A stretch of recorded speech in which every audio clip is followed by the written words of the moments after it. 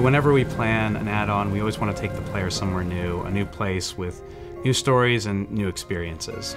Far Harbor is the largest landmass we've ever made for an add-on. It's a high-level area full of mystery and danger and a new conflict between the townspeople, the Children of Atom, and the Synths. So we decided to go to Maine, mostly because we wanted to extend the sort of New England feel that we had in Fallout, but take a place that was more rugged and like a harsher terrain, and then build on that, make something that was sort of a feral experience. Most of the town is actually destroyed, and the inhabitants live on the very edge of the town on a dock. So you first arrive to this island, and it's a huge island, you're not sure where to go, and you're pointed to Old Longfellow, who's this salty fisherman you meet in an inn. This is now your guide to the island. I got better things to do than guide fools to their death. When we looked at making the people who live in Far Harbor, we thought about how would people survive in this horrible irradiated mist. And we knew before all this would have happened, they would have been fishermen. They survived up here on their own and could take care of themselves. So that's sort of reflected in their clothing and then the armor that they wear. They have large meat hooks for melee weapons, and we added a harpoon gun that's really powerful and does a lot of damage.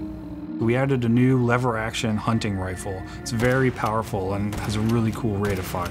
We added a whole new combat armor at the very top level called the Marine Combat Armor. It's the best armor you can get, short of wearing the power armor.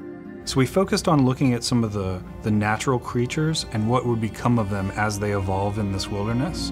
So we added something called the Gulper, this sort of mutated salamander creature. We have the angler who's, through his physiology, absorbs the fog and then spits it at the player in flaming fireballs. We also have a fog crawler. It's sort of like a really large mutated mirelurk, and we added a lot of new creatures like this that would fit in the ecology of this new location.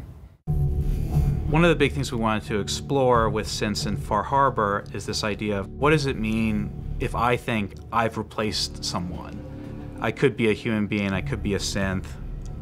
All of these feelings could be genuine, or they could all be a lie that someone else has put into my head, and I'm just carrying out some unknown purpose. We really like the experience of the glowing sea in the base game. Huge irradiated landscape, high-level area. You find the Children of Atom there as well. And we wanted to go into the question of who are they really? What brings someone into a cult with a belief that the atomic bomb is somehow a great thing? When we were planning Far Harbor, we knew we wanted there to be a lot of different endings, or different ways of resolving the conflicts between the groups. And that each group would have a conflict, not only a conflict that encompasses the whole island, but different conflicts within the groups themselves.